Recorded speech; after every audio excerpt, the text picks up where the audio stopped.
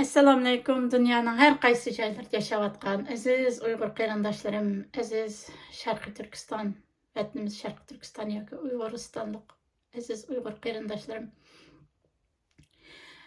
Xitoy viloyatiga az qoldi nomli programmamning 13-chi qismi orqali sizlar bilan yuz ko'rishganligimdan intayin xursandman. Men Gulshan Abduqodir, Kanadaninki Toronto shahrida yashayman. Bugün bu programım sal kechikib qoldi. Aslida har juma kuni chiqariladi. Sal kechikib qoldi ma'lum sabablar bilan. Yoki kelar hafta chiqaraymi, bir hafta kechiktiraymi deb o'ylashib ketdim. Lekin o'tgan hafta men sizlarga juma kuni Xitoyninki harbiy qismi ichidagi to'qinishlarni aytib, nurg'un Xitoy amaldorlarining qo'lga ilinayotganligi bir siyosiy o'zgarish holatida turayotganligi, Tayvanga hujum qilish qilmaslik masalasida aslidagi hujum qilish tarafdori bo'lgan Shi Jinpingning birdamdil yenib olganligi haqida to'xtalib, yani ishib qolgan qismlar botdi. Bugungi qismda mana shu Shi Jinpingning nima uchun Tayvanga hujum qildigan bir kishidan tuyuqsiz orqasiga yenib hujum qilmaydigan kishiga aylanib qoldi. Ham Tayvan ishlari bo'yicha eng cho'ng katta amaldorni qo'lga oldi. Uning davomini bugun ishlamoqchiman va qo'shimcha qiladigan nuqtalarim botdi. Ammo o'tgan haftaki programmadan keyin bugungacha bo'lgan bir hafta ichida Xitoy bilan Amerika o'rtasidagi savdo urushi yuqori pallaga chiqdi. Biz tasavvur qilgandimi battar yuqori pallaga chiqib, Amerika Xitoyni qattiq urib Shuning uchun men qolgan programmalarni qo'yib turib, bugun yangidan bir programma tayyorladim shu bir haftadagi o'zgarishlar haqida. Ham bugun kechikib qolganligim sababidan sizlardan uzr tilayman. Ma'lum sabablar bilan kechikib qoldim. Endi bu hafta chiqarmay damilab kelar hafta chiqaraysam ko'nglim unmadi. Chunki Uyg'urlarni baxo'sha qilgan bek isil ishlar maydonga keldi Xitoy haqida. Şuna bugünkü bu programmamni shu bir haftadagi Xitoyga qarshi bo'lgan Amerikaning tijorat urushi tamojna bojlari haqida to'xtalman. Programmam shu qismdan tarkib topadi. Davomli sizlar bilib turayotgandek, birinchisi kirish qismi, uningdagi markaziy ideya, oxirida xotim qismi bo'yicha. Undaqda programmamni boshlab ketdim.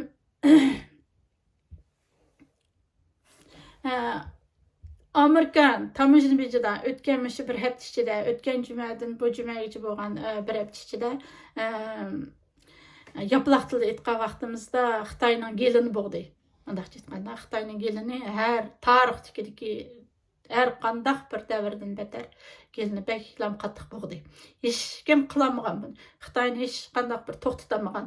Chunki hammasininki Xitoyga bog'lanib qolgan manfaatlar to'qinishi sababidan dunyoda adolat degan narsa qolmagan. Mayli musulmonlar dunyosi bo'lsin, turklar dunyosi bo'lsin, dunyoning hamma yerida o'xshashlar adolatdan og'iz ichish mumkin emas. Og'izda adolat deb so'zlagan bilan amaliyotda adolatni amallashtirish Xitoyga kelgan vaqtda ishlamaydigan bir vaziyat shakllanib qolgan. Aşında qattiq keldim bo'ldi. Xitoy bir tarafdan qattiq tipirlayotdi, yana bir tarafdan tanbamayotdi. O'tgan juma kundan bu juma kunigacha dunyoning diqqati Xitoyga markazlashdi. Dunyoni hayron qoldirdi. Dunyoni qattiq bir silkinib, bir choy qilib, bir yer davrigandek, dahshatli bir yer davrigandek holat keldi.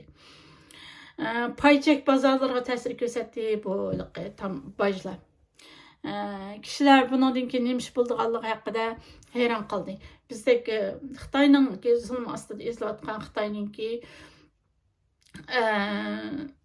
besibilishga uchragan Xitoy xohlagancha dafsanda qilayotgan Uyg'urlar bu vaziyatdan ilhom oldik, umidlandik. 9 aprel kuni Amerika prezidenti Donald Trump Xitoydan Amerikaga eksport qilingan mallar qo'yilgan tamojna bejini 104%ga. Ondan Xitoy yengilganiga tanbamay Amerika bilan oxirgacha elishaman deb bayonot bergandan keyin yana qo'shib 125%ga chiqadi. Hozirgacha hech kim Xitoyning kanini bunda qattiq siqib boqmagan. Va bu kunni Amerika uchun Liberation Day. Aşı 125%lik baj qo'ygan kunni Amerika uchun bir Liberation Day, ya'ni Amerika uchun ozodlik kuni deb e'lon qildi. Oxirgi qitim, ya'ni Xitoyningki Amerikaning shu 124%lik bajga qarta Amerika Xitoy tashqi ishlar ministri bayonotchisi biz Amerika bilan oxirgacha elishimiz bu savdo urushida degan gapni qilgandan keyin Donald Trump efendim yana qalt ajoyib bir mardonlik bilan hech dunyoda hech qanday bir lider qilolmaydigan bir ajoyib bir isillik bilan Xitoyningki Amerikani fentanyl degan zahar bilan zaharlaganligi uchun Xitoyga jazo 100dan yana 20% qo'shib 145% Xitoy boj qo'ydi. Texi Xitoyningki COVID bilan Amerika'nın qandaq zaharlaganligi haqida texnik gapsiz ichilmadi. COVID bilan qandaq zaharlaganligi haqidagi paketlar ichilib, uningga qarta yana bir tadbir qo'llangan vaqtida Xitoy asosiyatini tugishdi degan gap. Bu gaz siqishga qarshi Xitoyning gelin siqimidan qarshi Xitoy yani 34%, 84%ga yani 100% chiqadi. Xitoyning bu tadbiri Amerika qancha ta'sir ko'rsatdi? Bularni cho'nqurlagan holda mulohaza etib boramiz. Menimcha Xitoyning bu tadbirlari Amerikaga hech qanday bir cho'nqur ta'sir ko'rsatmaydi. Chunki Xitoy tashqi tamojnaga tayinib jan boqadigan bir zavod davlat.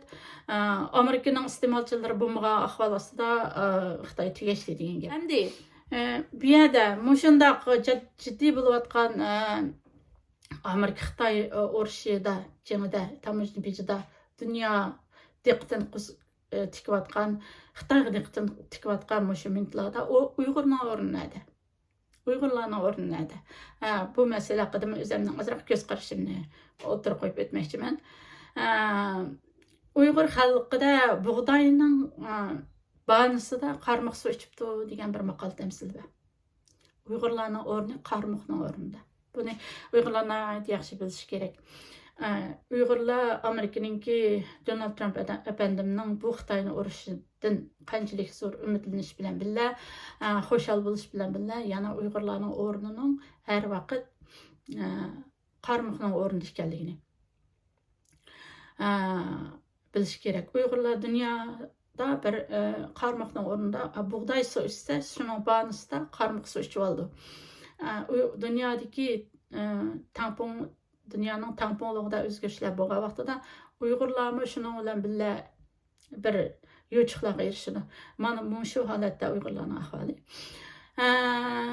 Endi men o'tganlardan bek chiqib ketgan yerlarda namoyishlardimi davatman shu, chunki men Qur'ondagi Yusuf alayhissalom qissasiga bek ahamiyat berman, bek chiq o'ylayman.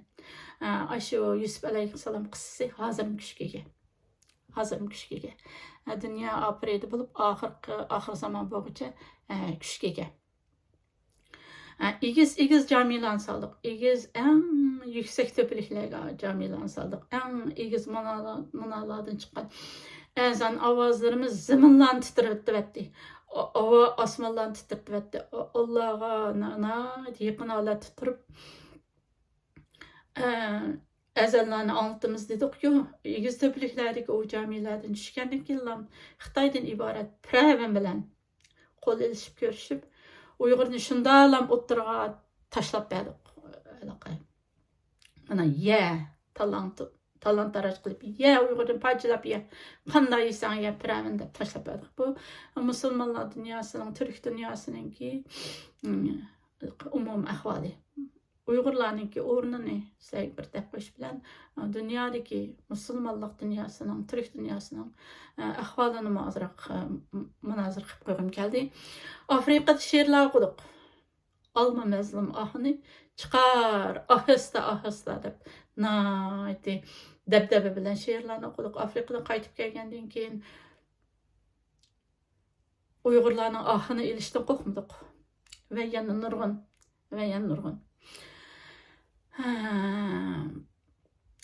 Unda Qandaqda programmamızdaki asosiy markaziy ideyasiga o'tib ketaylik. Donald Trump efendimning Xitoyni yoqasidan tutib turib bunday qurishi dunyoning iqtisodiga qanday ta'sir ko'rsatadi va shu Xitoyning ham dunyoning iqtisodiga qanday ta'sir ko'rsatadi. Dünya Savdo Təşkilatı dəstəbdə 104%lik bajını elan qilgan vaqtida bayonot e'lon qilib, bu yoq siqishlarning Amerika va Xitoy o'rtasidagi tijorat hajmini 80% atrofida tushirib yetilganligini e'lon qilgandi. Ya'ni demak Xitoy bilan Amerika o'rtasida bo'layotgan savdo tijorat miqdorini 80% atrofida tushirib yetilganligini e'lon qilgandi. Endi xalqaradagi eng cho'ng mablag' selish bankasi hisoblangan Goldman Sachs Amerika Xitoyga yurgizgan 125%lik bajni qo'ygan kuni Xitoy iqtisodining yuksalishini 4%dan 3,5%gacha tushirganligini e'lon qilgan. Xitoy iqtisodiningki o'tgangi programmamda men ta'kidlab o'tib ketgandim. Toza ishib ketayotgan bir zaharlik yilonning hech kim to'xtamayotgan bir ammiyoqni urib chiqib buzib zaharlab mustaq ketayotgan bir yilonning to'xtatib turg'izilishining o'zi g'ulashdan derak berdi. Ham uningki oqiga chekinishi. Masalan, Xitoyni bir yilon desak, bu Xitoyni yo'g'intayotgan bu yilonni yo'g'intayotgan iqtisodning 4% va 3,5%lik oqiga chekinishi bu zaharlik yilonning Xitoydan iborat zaharlik yilonning to'xtashdan oqiga chekinganligi texmo battar g'ulash yo'li qarab maqoldi derak bo'ldi. Berdi. Endi Donald Trump efendimning bu dunyoda ko'rilib boqmagan darajada bundaq Xitoyni qattiq urishi, bosh qo'yishi, darajadan tashqari holatda hamma odamning og'zini ichib hayron qolgandek holatda urib o'tishi Xitoyning paychak bozorlarini qattiq tushirib o'tish kerakdi. Ammo Xitoyning Shangxing qatorliq shirkatlarining paychaki muqimligini saqlab qoldi. Bu Xitoy Davlat bankasining yordam qilganligidan shunday bo'lib yordam qilganligidan bo'lgan. Xitoy bankasi bu xil yordamni yana qanchalik mazgil saqlab qola oladi? Bu bir savol Xitoy tarafga. Endi yana cho'nqirilgan holda Xitoyningki umumiy ahvoli haqida dunyodagi iqtisod mutaxassislari, olimlar, Xitoyshunoslar Amerika Xitoy savdo munosabatini muhokama qiluvchilarningki baholarga asosan mushlardan chiqargan yakunlarimizga asosan Xitoyning hozirgi ahvoli qanday bu haqda texmo cho'nqirilgan holda mulohiza qilib boqaylik. Xitoy intayin xatarlik bir ahvolda. Xitoy bir tarafdan adoqchi kurash qilamiz desmi, ammo yana bir tarafdan darhol yana barobarlik shart ostida dialog va sulh qilishga har vaqt hozir ekanligini ifodalagan bir oqtoshlik kitob e'lon qildi. Nima degan kulkilik. Demak, Xitoy bir tarafdan yo'g'onga qilib po'chilik qilib biz adoqchi elishimiz degan bilan bir tarafdan yana ansirayotidim. Uyg'ur xalqida bir maqol tamsil bor, bir nima bo'lgan ko'ngilga tayin deydigan. Shu o'zining ahvoli Xitoyningki o'ziga ayon.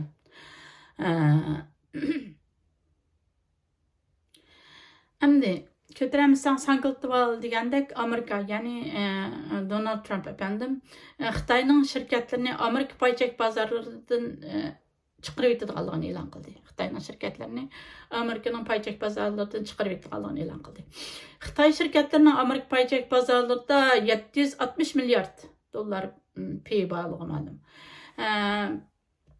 Chet el shirkatlari Xitoy bozorlaridan chekinishga va mahsulot ishlab chiqishni boshqa davlatlarga yetkazishga boshladi. Bundaq Xitoyningki shirkatlarini Amerika paychak bozorlaridan chiqarib o'tishi Xitoyga mablag' soldiganlarning Xitoyga bo'lgan ishonchisini yo'q chiqadi. Chet el shirkatlari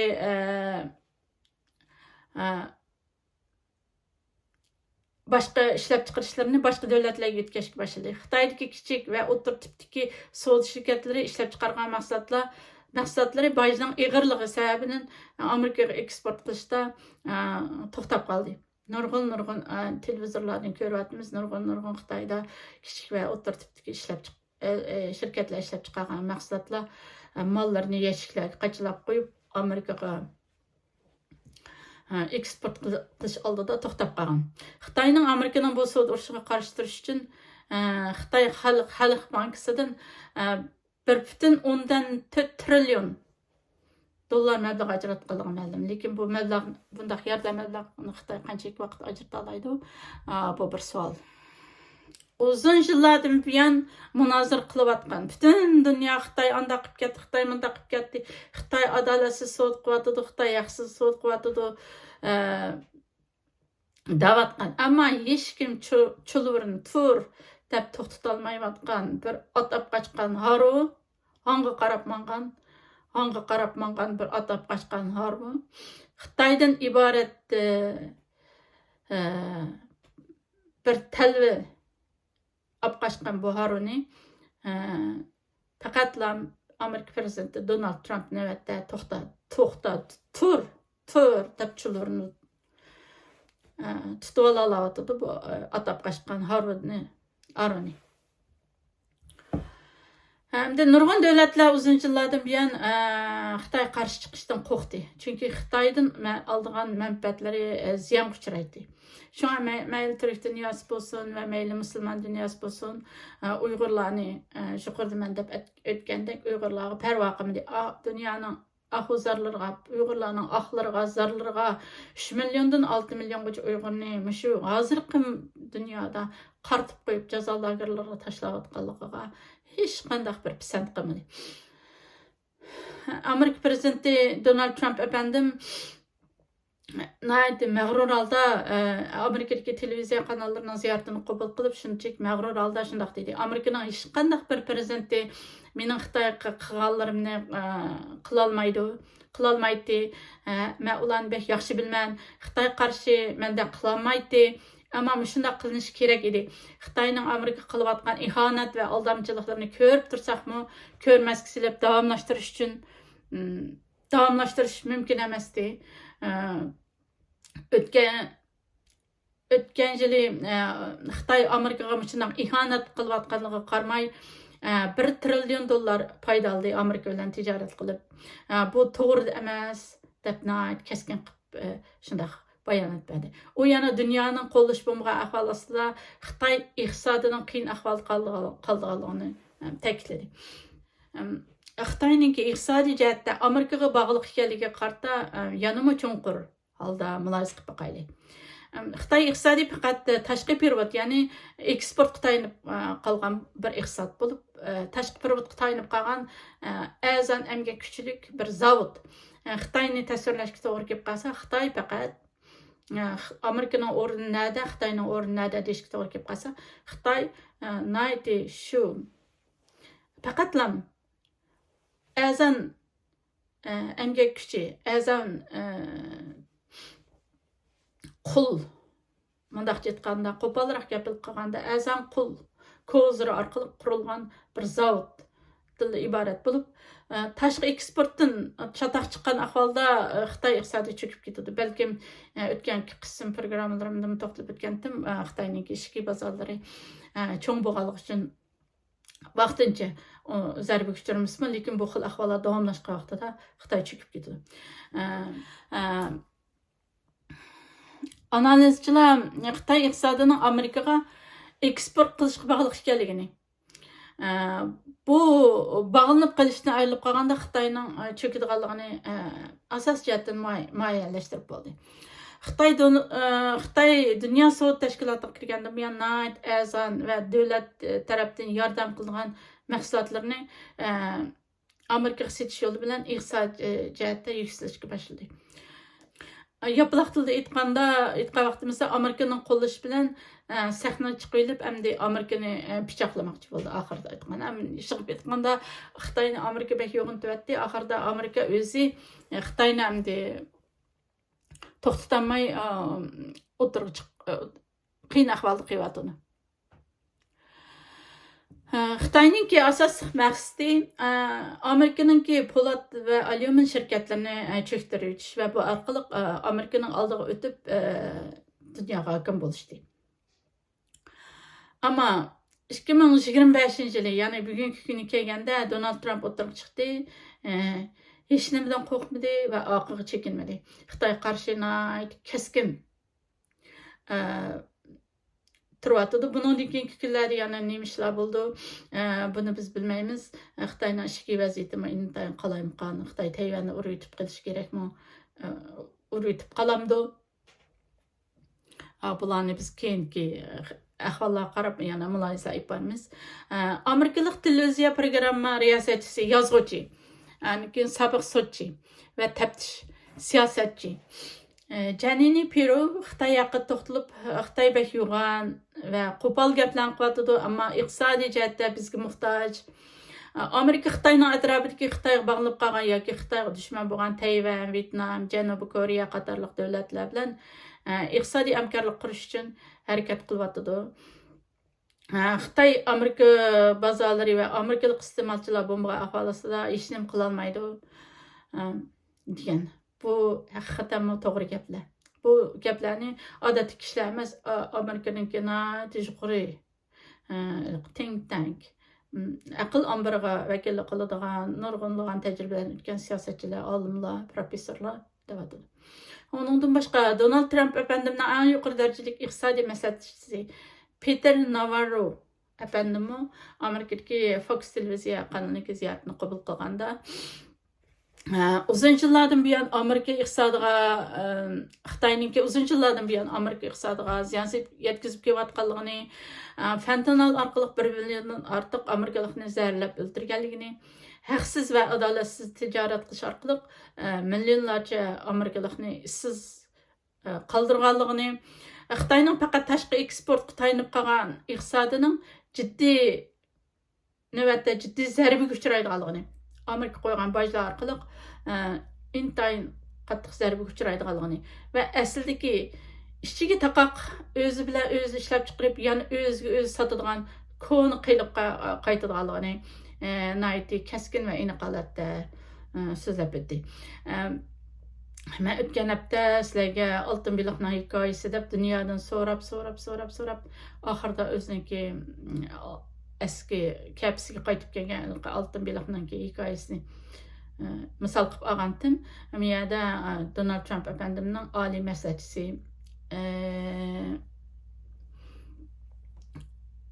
Navarro efendimi musha misolni olibdi. Xitoyninki aslidagi o'zi bilan o'zi ishlab chiqarib, o'zi sotadigan ahvolga qaytib qolganligini eskartibdi. Men yanama ilgarilagan holda Xitoyninki bundan keyingi ahvollarini qanday bo'lganligi haqida sizlarga yanama nurg'ulg'an uchurlarni sunish uchun tirishaman. Xitoy asos jihatdan qo'llaydiganninki relsiga kirib bo'ldi.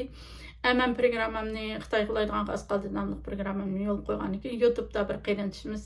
Inshaalloh siz bu program 30-qismga kelganda Xitoy g'ilab tusha degan tilaklarni, duolarni yozib qo'yibdi ekan. Inshaalloh hozirgidek ahvol mushunda qilmaydigan bo'lsa, Xitoy 30-qismga qolmasdan g'ilab ketgandek turdi. Bu jihatda Uyg'urlarni aytdim. Hazırlıklı buluş gerek, hazırlık kalıpta duruş gerek. Ötken kısımlarda deginimdek Uygurluqның ağamçısına qattiq esiliş gerek. Muhammed Peygamberimizden bir gepi var. Äti ölüp ketadigandak ibadet qil, ölmeydigandak işler deydigan. Men bununla yani qo'shimcha qilib, Uygurlar äti ölüp ketadigandak qattiq ibadet qilish gerek. Ammo mengi ölmeydigandak Uygurluqның ağamçısına qattiq esilish kerak deb o'ylayman. Programmamninki oxirgi xotim qismlariga uchiga kelib qoldim. Programmam haqida so'raydigan savollaringiz bo'lsa, YouTube kanalimga yoki Facebook kanalimga savollaringizni yozib qo'ysanglar, imkoniyatimdan yer berishcha men sizlarga javob qaytarishga tirishimni bildiraman. Programmam bugun mishada oxirlashdi. Kelarki qitimliq programmamda görüşkice aman bulundu.